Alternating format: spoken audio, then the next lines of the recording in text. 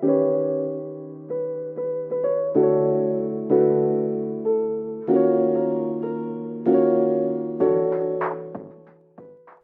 and welcome to FGC Philosophy. My name is Tavian the Philosopher Napier, and this is where we try to level up inside and outside the virtual arena. We do that by talking about topics that I think are important, that are going to help me and hopefully other people grow as players, as human beings, both externally, internally. And as such, I talk a lot about my experience.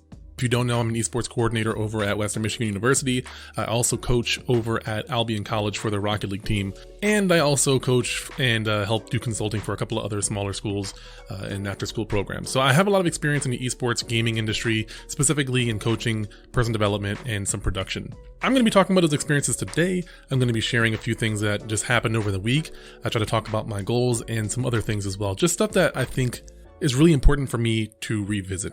I've been talking a lot lately about the concept of accountability through content, and I love that concept, and I've been sticking pretty true to it.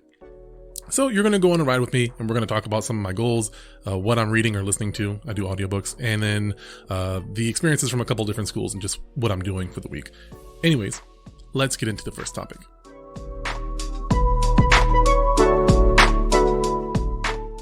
So the first topic is, what am I reading / listening to? I use Audible. I listen to it all the time, and as such, I listen to different audiobooks. And I'll be honest, this week, I didn't listen as much. I've been listening to Veridian Gate Online, the last book in the main series as far as I'm aware of. It's the Endgame, Empirical Endgame is what it's called. And I like the series a lot. Talked about it pretty regularly now. This is kind of the ending of dealing with the crazy AI gods, and a lot of the characters are joined together and they're trying to, reach a goal without going too much into spoilers. The issue is I've just been focusing on a lot of other things right now, and so listening to audiobooks, I haven't done as much. I've had to re-listen to the same couple of chapters a few times because I just haven't been able to remember or focus on audiobooks this week. It's just a lot of stuff going on with work. I'm planning for the summertime. I'm getting nervous about a few things and trying to just make sure I'm planning accordingly. So that's taken up most of my attention, and a lot of my work nowadays is very active, and I can't really listen to audiobooks. Like, I'm talking to people, I'm in meetings, I'm doing some production or something like that. I can't really listen to other stuff because I'm too focused on what I'm doing and who I'm interacting with, right? So haven't had the chance to. Also, just when I have had the chance, I didn't really go to those things. The other book that I've talked about a couple times is I've been listening to the Bible. If you don't know, I am essentially an atheist agnostic, right? The short version is, I don't believe in a God. I'm open to the idea of it, but I highly doubt it's going to be from one of the religions that exist currently or anything like that. I just don't think that's likely. But even still, I grew up Christian, and this book that has had a lot of history, I think it's fascinating from a historical kind of personal development side of looking at this book. And I gotta say, so far I'm still in the Old Testament. I don't see the personal development stuff just yet. Again, I haven't been listening to a lot of audiobooks, so this one also is on the back burner. I do plan on listening to it again. Just gotta get myself focused and get back into a routine. When I'm traveling a little bit more, I'll have more time to listen to those books. I also want to get into listening to a new personal development book. I've listened to a lot of the ones that I have, and now I'm re-listening to several of them. And I do like doing that, but I think I also want to get a new book that I haven't listened to yet, because I have tons of other books that I've listened to at least twice, and sometimes I listen to one annually or a couple of them annually. So I probably listened to them 4 or 5 to 6 to 7 times already. But I want to mix it up. I want to learn some new stuff, get some new inspiration, some new ideas. I like revisiting the old ones because there's so much information that you can't retain all of it. So revisiting these books is incredibly important because there's no way you're going to remember it all or be able to apply it all in your life right now. So I think revisiting things after you've grown as a person, after you've gotten more experience, after you've talked about it with other people, and after you've kind of forgotten it, it's good to revisit these things. And now you have new ideas that you can put on the foundation that you've already established. And so that's why I want to listen to more new books, and why I also listen to a lot of the older books.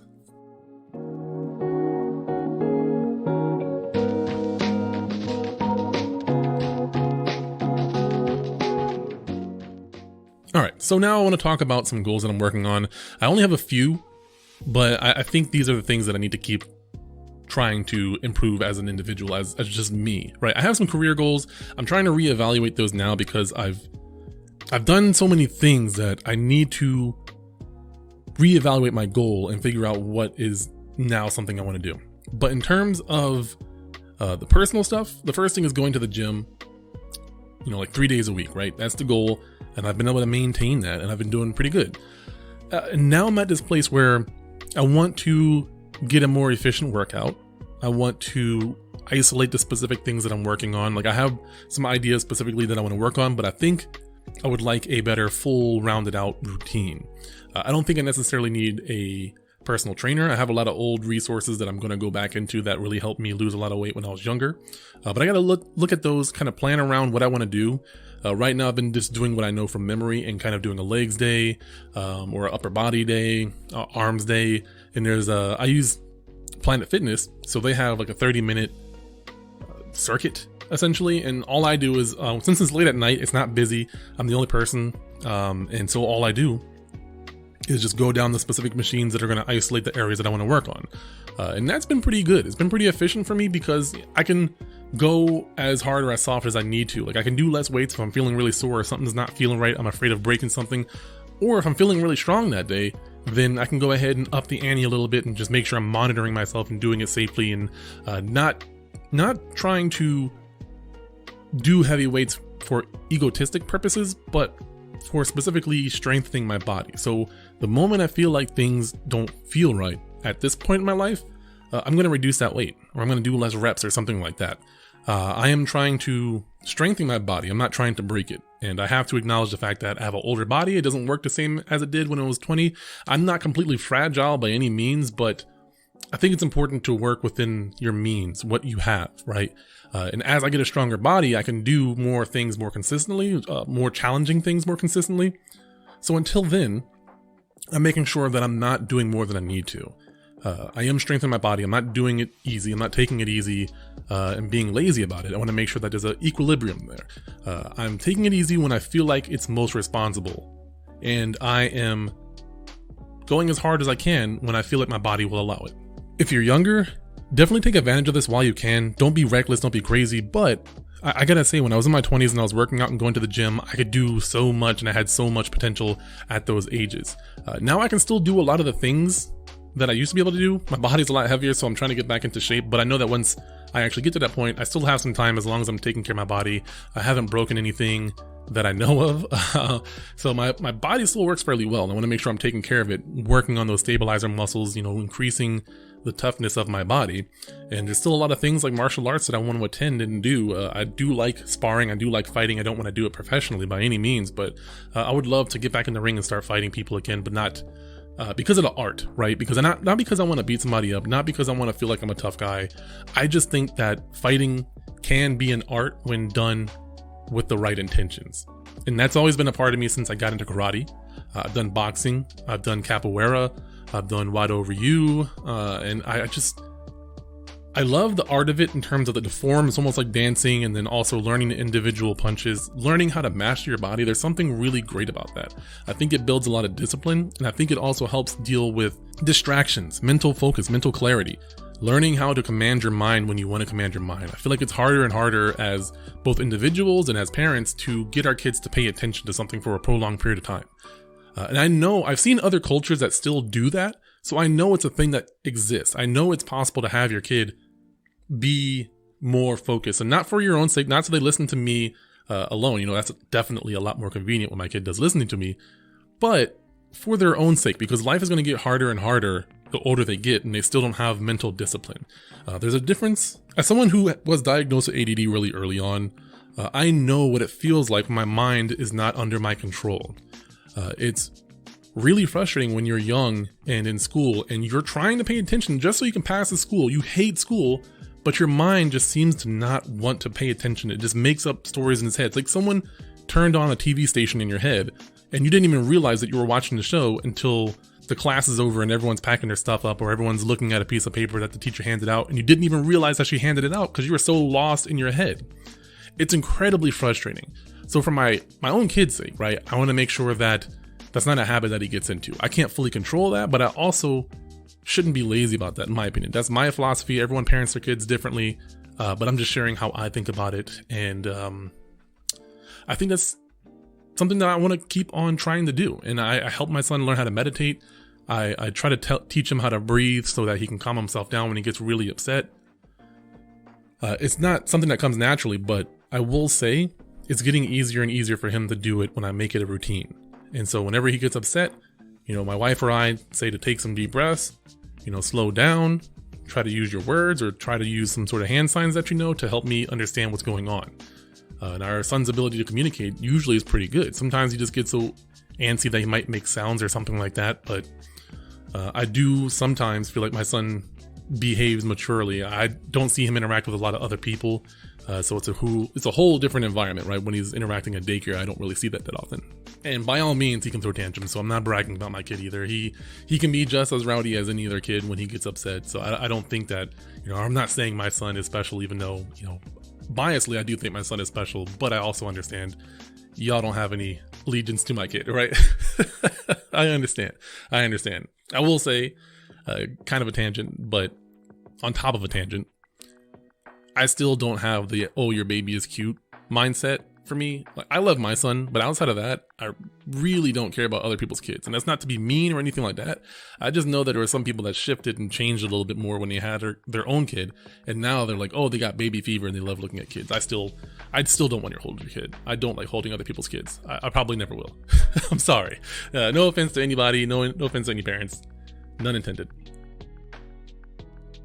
Anyways, the other goal that I'm trying to work on is trying to meditate more. I think I've struggled with meditating recently because I haven't had a very specific goal. And so I'm making it really simple. I'm just making it 10 minutes every day, once a day at minimum. For a lot of people, 5 minutes is really hard, but I have to challenge myself a little bit. 5 minutes just doesn't do enough for me. 5 minutes is like turning on a car, an older car, and it takes a while for the heater to start up. It takes about 5 minutes before the heater starts up before it really gets going. That's what it's like metaphorically to meditate for 5 minutes alone. Personally, I think if you're getting into meditation, if you can have the discipline to have your body sit still for 10 minutes, I think it's not just the mental aspect of it in terms of the mental clarity and the focus. I think it's also the patience side of things, of making your body sit still. For me, that's so hard, but I can tell my body no, right? I think a lot of people still don't have that discipline, or they just forget really quickly. I know I went through these steps when I was first learning how to meditate. I would forget that the rule was don't move your body, right? Meditating is incredibly lenient, first off. So these are goals I set on myself because there's so many different ways to meditate. But one of the ways that I wanted to consistently meditate, to clarify, is I wanted to sit still in a specific place, whether I'm lying down or I'm sitting, usually cross-leg style. I made sure I minimized how much I moved. My mouth, my eyes, I tried to make sure I relaxed as much as feasibly possible. If I had body aches, I would make sure to just, pay attention to them. And if I could adjust slightly, do so. And if not, then just endure that pain for a little bit. I'm not in a incredibly dangerous pose for a prolonged period of time. So it's not like I'm putting my body in danger by being uncomfortable for 10 minutes. If you do have some sort of physical disability, obviously this doesn't apply to you. If you're healthy, your body works relatively well, then yeah, I recommend trying this. I think it's challenging enough in itself before you get into a lot of the mental exercises, because you can just sit there and count backwards from 100. You can do some breathing exercises while still trying to sit still. Obviously, your diaphragm, your chest, and your stomach are going to move some. You can't control that part of it because you got to breathe. So that's why I say, again, within reason, not having your body move. Like your limbs, you don't need to move. Your mouth, your eyes, you don't need to move. Personally, the eyes are the hardest thing for me to deal with. They're incredibly distracting even when my eyes are closed. I find being in pitch black is the easiest way for me to focus. But when I do have more mental clarity, it is easy to still meditate even in full daylight outside with shadows going through and stuff like that. That's a different level of discipline. But people are disciplined in different ways. You'd be surprised. I think it's important to test yourself. So as such, for me, what I did was I set a SMART goal, and that's kind of a subtopic that I want to talk about here with goal setting. Is something that I use from coaching school. It's pretty common, if a couple of businesses or like, what do you call them? Corporations, they use them a lot of times, but a SMART goal, and I just want to share what it means, the way that I use it. Spelled in order, S is specific. You want to have a specific goal in mind, and you want to make sure that it's not what is called a negative goal. So if you're trying to quit smoking, it's not I want to quit smoking. It's more along the lines of I want to make sure that I'm living a healthier life. And how do you do that? You do that by stopping purchasing cigarettes or something along those lines, right? I'm trying to save my money. I'm trying to be more healthy. I'm trying to make sure that I'm not, purchasing these things that I don't need. I don't want those. So that's your goal. It's specific. Quitting cigarettes if you want to is pretty straightforward, but just being healthier, however you want to look at it. Measurable is something that is pretty straightforward as well. So for me, meditating, it's 10 minutes. It's measurable once a day. Again, measurable 7 days a week. So it's something very specific. If you're trying to get better at a fighting game, it's learning a specific skill that you can replicate. Learning a certain technique that you do often. If you're trying to anti-air somebody, do that more often.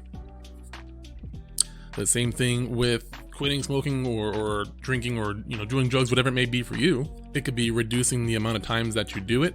Some people don't quit cold turkey, some people do, but it's still an easier goal to only do it this many times a week or whatever it may be, this many times a day, reduce it by half, and you keep working on that goal, kind of building it. The next one is attainable. This is something that is pretty subjective, and it has to come from yourself. If it's something that you think as a person, as knowing yourself, is it something that is realistic? Is it something that is attainable? I think this is the hardest one for a lot of people to do because some people are overconfident, some people are underconfident, and so they make it seem harder than it really is. But you have to try to be as subjective as possible, looking at your old experiences, looking at things that you've done in the past. Is this something that you think you're capable of? And don't be too hard on yourself, but also just make sure you're being realistic and not, being super egotistical, thinking you can do something crazy like be the best fighting game player in the world by Sunday, right? Unless you are already top 16 material, that's a really unattainable goal. And that kind of ties into the next topic, which is realistic. And that's with, that's more of the logical side of things in terms of reality. And, is being the best fighting game player in the world also requires you to understand how to beat all these other players, right? So if you don't know how they even work and you're not the best at the game, that's just logically not realistic. If you're trying to, meditate 2 hours a day and you haven't really planned for that and you live a busy lifestyle, that's not realistic within your schedule to be able to do that. So you have to be realistic about the situation at hand. So you have to make sure that your goal fits the realm of reality, if that makes sense. Look at your schedule. Look what other factors may happen with your goal. Like if you're trying to date somebody, is it realistic? Are your actions realistic? Because I feel like there's some people that don't know how to take a hint, right? And that's kind of the counter side of, some people don't know how to take a chance, right? Asking somebody out, that is something that is reasonable. That is something that you can't really shame, right? You can ask somebody out, and then after that response is how you sort of make your decisions. If they say no and it's a hard no, then be respectful or something along those lines. If it's a yes, then obviously you can go to the next steps.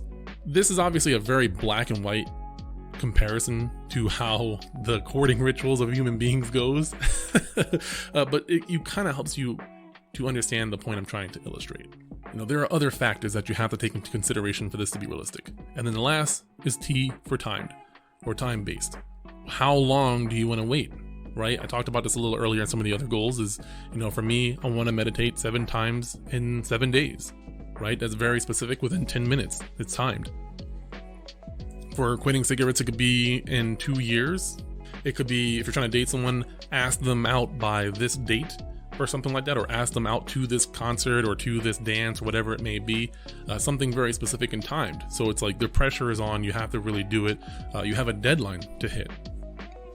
And that's really important. A lot of people may not function this way, but most people that I've seen, they do function when they have something timed to reach, when you have a deadline to meet. Some people might stress out and just may cripple you, but I think it's a skill that everyone needs to work on because it's just an important life skill to have.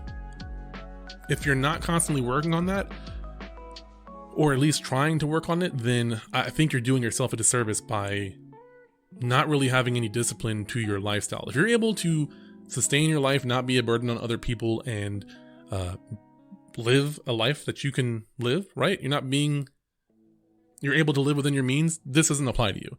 But for people who are either, living with their parents still or are struggling financially because of your ability to manage time or get things done in a timely manner, it's because you don't practice one of these skills or all of these skills. It's mainly the timed one. Having a deadline for things that you want to do, whether it be around the house. I still struggle with this. I'm not perfect at it, but I am aware that this is something that needs to be worked on a consistent basis. So if you're not at least trying, I think you're doing yourself and others around you a disservice. Whether you're a spouse or a child or a parent, it's something that is incredibly important. Not just goal setting as a whole, but all these steps within it, and then especially the timed one, because I think it is important to challenge yourself and to be very specific about when you want to get things done. I think it helps. All right, so let's get into these other topics with the esports updates.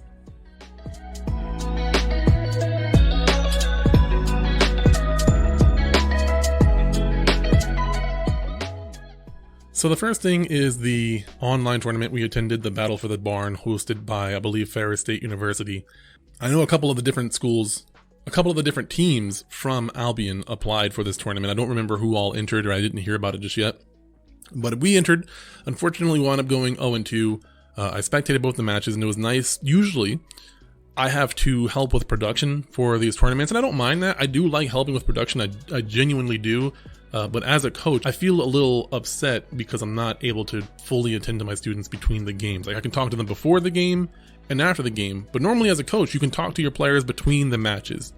And I think for this team specifically, it's important to have the ability to do that and talk to them and see where they are and help them get into the right mindset for the next game. Because I feel like we only played 2 games, and I feel like they played pretty well.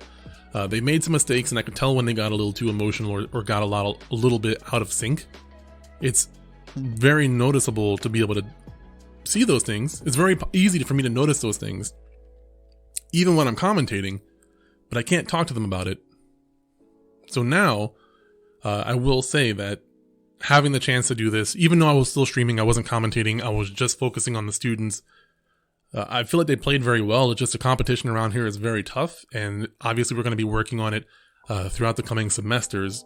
So the way I saw this tournament was more of a preparation for next week, where we're traveling to another tournament, and I'll talk about that when that one happens as well. I might have to take a week off depending on how busy that is. I should be getting back on Saturday, so I should have time to record either that night or on Sunday, as I'm doing right now.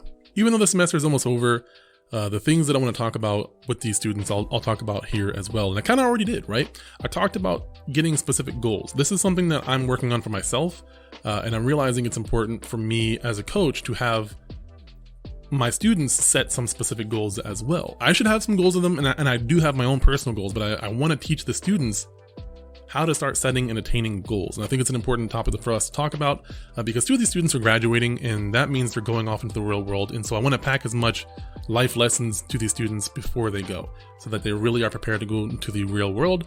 Because one of them moves in Texas, one of them is moving to Chicago. I'm probably never going to see these kids again, but it doesn't mean I can't have an impact on them. Of course, with the power of internet, people can watch my stream or check in on me or social media, stuff like that, but I just don't have that expectation of these kids, and I'm not going to be the one reaching out to them because I feel like that's weird. As someone who works at a college, that's just not me.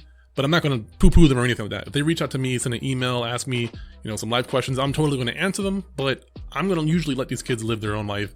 And if they have any questions or seek my guidance, then great.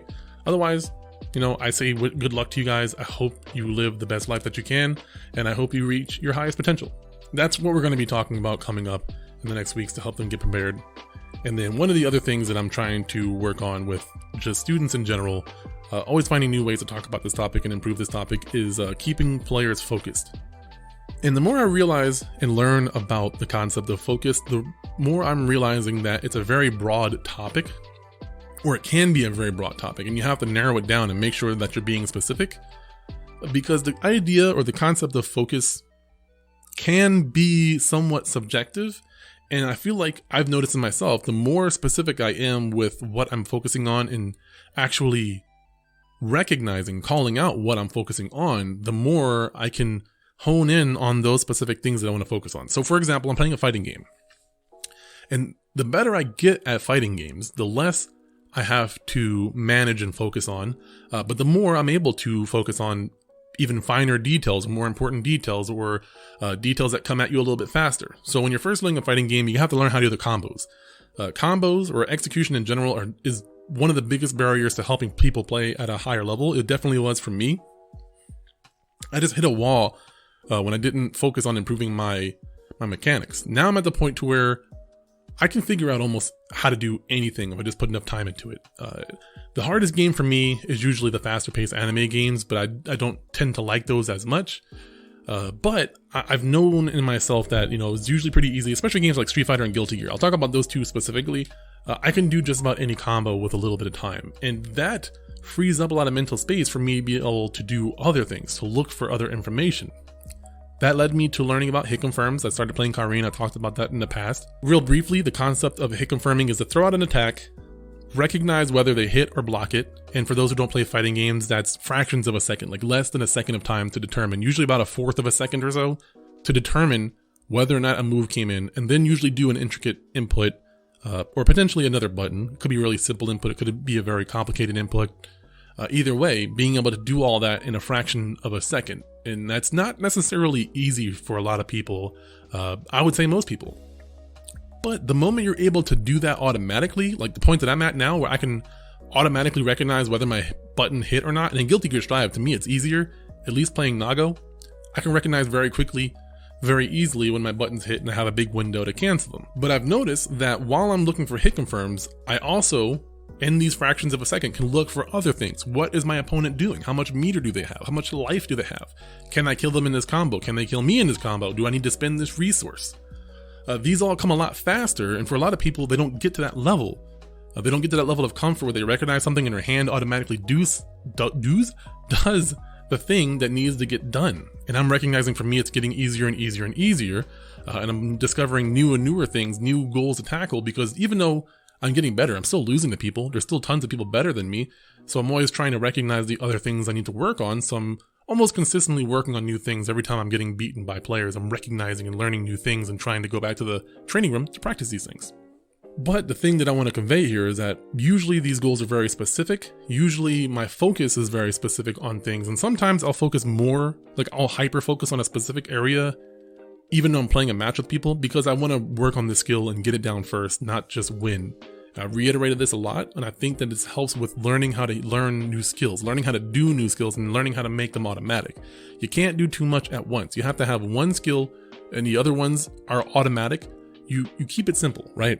You don't learn all the things. In fighting games, there's tons to learn and you can practice these things, but you want to at least spend some time doing each of these individual skills by themselves to make sure that you can do them well. Even if you can do the multitude of sub-skills all together, if you can't do them individually, then you have a weak foundation and you're more likely to mess up or make mistakes. So that's why I think it's incredibly important to develop individual skills individually and then add them to your repertoire of skills. I think this applies to just about anything that you can do, any skill that you can develop. I would say this applies to some extent. Some things you can make a lot easier, but if you think about it, most of the time you learn things traditionally, you broke it down into individual skills and then you build them on top of each other. Karate is very much like this. Sports are very much like this. I've done both. I've played sports, I've played football, I've played hockey, I played track and field. These are all things that I played a team for. So I played other sports, but I only played those ones as teams, meaning I had a coach that broke down our exercises and stuff like that. I feel very confident in what I'm saying. I think it's important to learn how to focus so that you can focus on those individual skills as well. And not just focus on the skills, but focus on the creativity, the problem solving. You know, the more skills you develop, the easier it is to problem solve on the fly, which is kind of what fighting games is.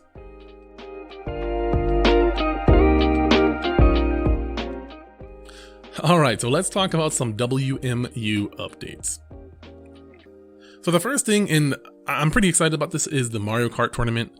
So I personally haven't been attending the Mario Kart tournaments at the arena. I've helped plan them, and I helped to talk about the production and how to do things, and I train the students that do it.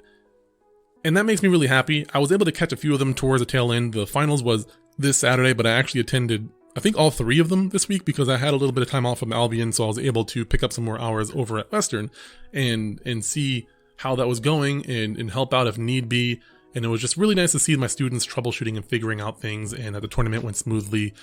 Kind of our sponsor, or I'll say our partner, is Kalamazoo Parks and Rec, which is really awesome to be working with them. And they brought some students in and they ran the Mario Kart tournament. So they were more of the officiators, the tournament officials in that instance. And we were more of like production / the venue. But it was nice to have that partnership, and we did a grand finals here, so we had actual commentators who were student commentators.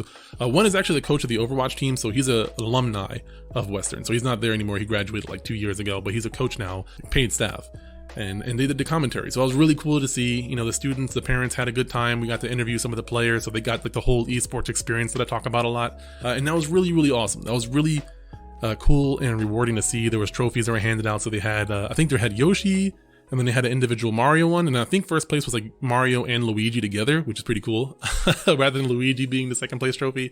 I think that would have made more sense, but there were boomers that did the tournament.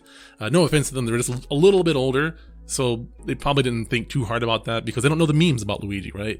Luigi's kind of the second place guy, player 2 kind of guy. I like Luigi more than I like Mario personally, so I was happy to see that.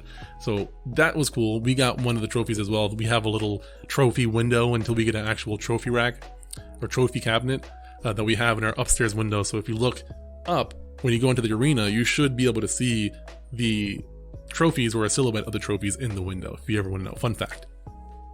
So the next thing that leads into from the Mario Kart tournament is the fact that I'm planning summer camps. I'm writing some curriculums, or I've already written some curriculums, and I'm sort of just planning the outline of how I want to do things. Is we have an adult summer camp and we have a kids summer camp. So that one, the kids summer camp, is going to be more esports focused. We're going to be adding person development. I did this back in 2019, I believe. We were going to do it in 2020, and then obviously the pandemic happened, which was really upsetting because this was something that is kind of leading up from my life's work, and it's something I'm very passionate about, but I'm also nervous about. I'm trying to figure out how to do it better, and I think the fact that I don't have other coach friends to talk about or people who write curriculums is not an area that I'm very strong in. It's not an area that I feel very confident in. I've written some curriculums and I've run those curriculums, but I still feel like it could be so much better, and unfortunately there's no one around me that's a specialist in that area, and so I'm just kind of stumbling in the dark and figuring things out, and that doesn't always sit with me when it comes to interacting with other people, when it comes to providing a service. I want to make sure I'm doing things the best as possible. The best as possible? Is that worded right? The best as possible. That doesn't sound right. Anyway, I want to make sure I'm doing things to the fullest of my potential and making sure that I'm leaving a big impact on these kids. Obviously, I'm not going to stress myself out about it to the point where it's unhealthy, but it's getting there. I'm trying to make sure that I'm doing this right. So I'm taking some time looking at it, rereading it, trying to work on the skills that I'm not as good at or not as comfortable doing. Force myself to do those. And then the same thing with the adult summer camp. This is even newer, but I feel like I've thought about this a lot over my lifetime. Things that I've talked about with parents, or things that I want to talk about with parents that are parents of gamers and now parents of esports. So I feel like in the future we'll rename this summer camp to the Introduction to Esports for Parents of Gamers. Something along those lines. I got to talk to a marketing expert. It's not me. I'm not a marketing expert. But that's essentially what it is. It's talking about what's esports, why is it helpful, how can it impact your students, how can it be beneficial for your students. And honestly, what I should do, thinking about this out loud, is also talk about how specifically WMU can help develop esports for your students, because we have a whole nother production side of things where I have student employees, and that's pretty massive with the potential of that. So thinking about that out loud, I'm probably going to add that to the curriculum because it's relevant to my job and to Western, who obviously they want to recruit more students. I feel however you want about recruiting students to colleges. I do feel like the program that we offer for the esports program is really good, and a lot of the students seem satisfied with the classes. So I don't feel weird selling the school, because I feel like most of the students, and except for school loans or school debt, that's the only thing they really are super upset about, to the point to where they wouldn't be able to attend a class. I've seen students leave because they couldn't afford it, but I don't usually see students leave because the curriculums or the teachers or anything like that are terrible. I don't hear that too often, honestly. Thinking about that now, I've never really noticed that. So that's good. That's a good sign. But yeah, nonetheless, I am doing the adult summer camp, so we're going to be talking about some things like the ESRB, interacting online. I'm probably going to have this be a little bit more play it by ear, because different parents are going to have different questions, are going to have different levels of knowledge or experience with gaming. So I don't like making my classes too strict in terms of what I'm going to talk about, but I do like having an outline of things that I think are important to hit on and talk about. So I'm trying to figure that out, if I want to go more grandstandy, use the stage, use a presentation, or if I want to keep it more casual and have them just like, we're close, we're talking about stuff, and then we go after that and we play some games. I teach them how to play games like Mario Kart and Super Smash Brothers, things that are easy to pick up but have a high skill ceiling. I can show them some high level gameplay as well, and then show them again after taking some time to play the game and help them understand like what's happening psychologically and how this can actually help your students or your kids, because I think it might help professors as well. Not everyone's going to have the opportunity to play games, but I also in this camp want to talk about the importance of playing games with your kids and bonding with your kids via gaming. I think those are all topics that are really, really important to hit on, and I want to help parents have more resources for how to deal with gaming in their kids' life, because there are some kids that play a little bit too much and don't have that balance, and I do want to be able to give them advice and help them from my perspective as much as possible. So yeah, that's where I'm at with that one. I'm really excited, but also really nervous. If you guys have any questions, feel free to reach out to me about that one, because I'd love to talk about it more, get some ideas, get some suggestions, especially if you're a parent and you're a parent of a gamer. I feel like most of my audience wouldn't need this course. But hey, if you have questions or any suggestions and things that you've noticed in your experience, let me know. I'd love to hear from that. All right, so the last topic is the WMU Esports Club charity event. So this isn't something I ran personally, it's just something I advised and I helped out with, and then my production students also got some hours working this event as well. And the main point that I want to hit on is I want to give a shout out to these students, because they actually managed to raise like $3,500 for their charity. That's nuts, right? That's really powerful that these students were just, they played a bunch of games, they put in a good show, and our school was able to raise $3,500. I think that needs to be yelled from the school tops and all that kind of thing, the building tops, whatever it may be. I think one of the biggest things at Western is that we still struggle to get the word out that we have an esports club. There's still so many people that don't know we have an arena or a club or a varsity team and stuff like this. I feel like we need to make sure everyone understands what our program is doing, right? And these were all the students that are part of the program. It wasn't even any of the administration or our staff. It was just students and my staff, who are also students, working together. A few graduates from the esports, a few graduates from Western who were also part of the esports club before it became varsity, contributing to this, doing fun things, doing some funny things, and streaming it live. It's really cool to see that. It's really cool to be a part of that. I got to hang out for a good while. I couldn't stay too late, but I did watch some of the stream live and was like, hey, work on. I still gave criticisms and things that they could work on, but nothing like too major. But yeah, that was my week.